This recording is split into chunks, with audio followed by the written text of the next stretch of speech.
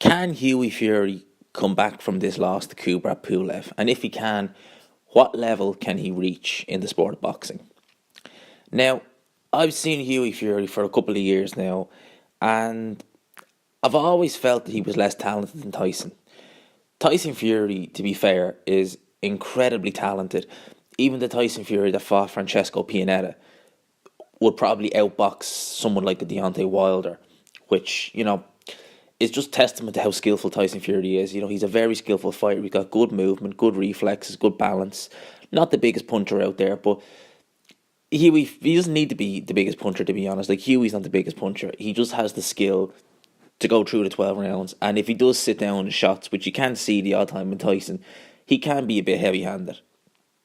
Whereas Hughie Fury, I don't really know how to describe him. I mean, he is very similar to Tyson in style, but straight away you can see he's nowhere near as talented.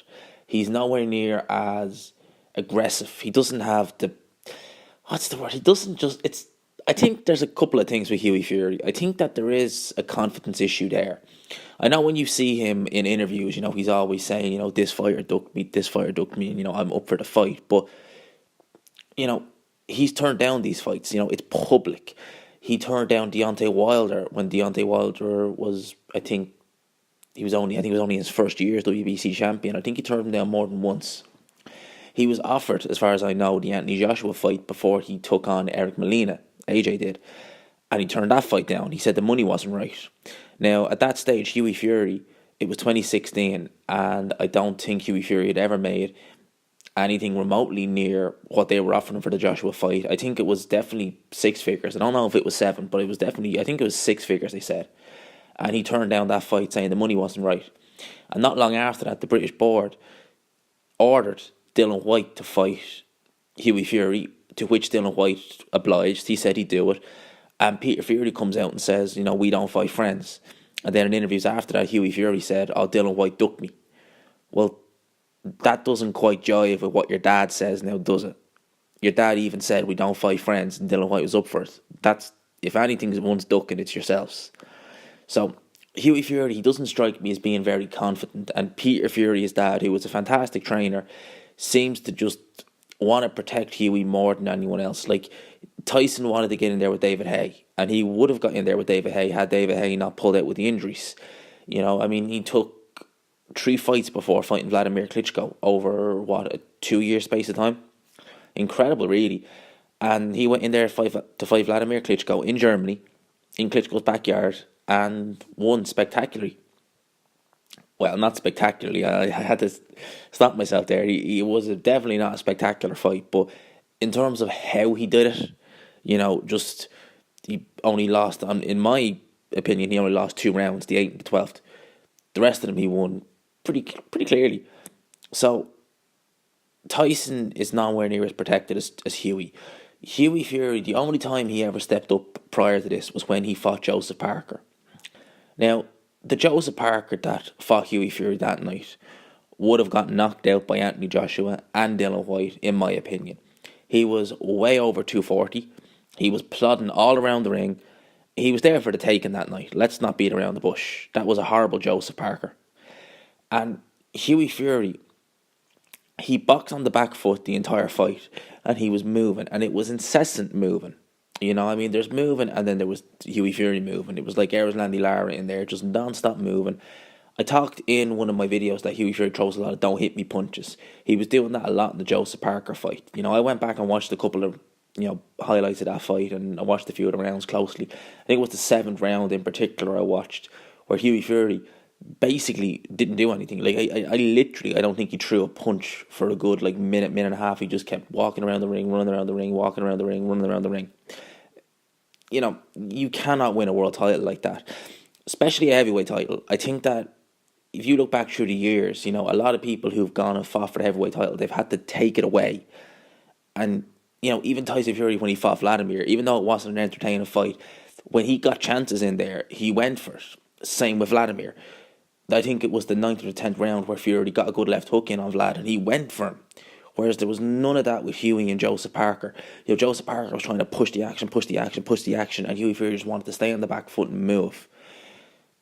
that at the end of the day, that was what cost him in the end, because being told constantly that you're ahead in this fight, you're ahead in this fight, made him think, well, I got this fight, I don't need to, assert myself. And as it turned out, that he wasn't ahead. He got a draw on one scorecard and lost by, what, 8 points on the others. I think it was 10-2 in terms of rounds. Crazy. And, that if he would have been a bit more aggressive and showed a bit more urgency in that fight, he could have won that fight, because let's face it, Parker was there for the taking. He was overweight, he was heavy, he was plodding around the ring. His punches were so easily telegraphed, it was ridiculous. He was just looking to set up the right hand from the opening bell. And, as I said, if you put him in there with any decent, I think top 5 heavyweight, maybe even top 10 that night, they'd have probably beaten him. But Hughie Fury just couldn't assert himself in that fight. He could have, don't get me wrong, but he just didn't. And that was what cost him. And after that, he moved down to the British level and fought Sam Sexton, who was over the hill and was only ever British level at best. He got a nice little win over him. And then he goes in to fight Kubrat Pulev. He took this fight because he had no choice. He wasn't going to get any fight anywhere else. And he lost that fight more convincingly than he lost the Parker fight, definitely. And straight away we have these, excuses that we couldn't pull out, we couldn't do this. That's all well and good, and that's understood, I mean, from what they said, they were going to take away the mandatory slot if Hughie Fury pulled out of the fight. So I can understand them from that point of view, wanting to get an opportunity in Anthony Joshua. But what I don't understand is, they're blaming the eye, which is fair enough, but realistically, that eye was under control after a couple of rounds. The cut man did a good job, so it wasn't like it was impairing his vision. It wasn't like he was constantly worrying. I mean, it wasn't bleeding. His face wasn't a mask of blood. So, at this point in time, I'm just wondering, what is it with Hughie Fury? What are they going to do next? Like, what's the excuse next? What's the next move going to be? Would he go down to European level, fight maybe an Adjev Kabayel? What if he loses then? What happens next? What's the excuse? Because I don't think Hughie Fury has it in him. And I'm not hating on Hughie Fury. He is a fantastic fighter. He's very talented. He's not as talented as some of the other fighters I've mentioned, such as Tyson Fury, Deontay Wilder. But he's very talented. He's very slick. He obviously has tremendous fitness. But he just doesn't have that fire in him, I don't think. He's too content to just box his way to a 12-round decision, and that's the end of it.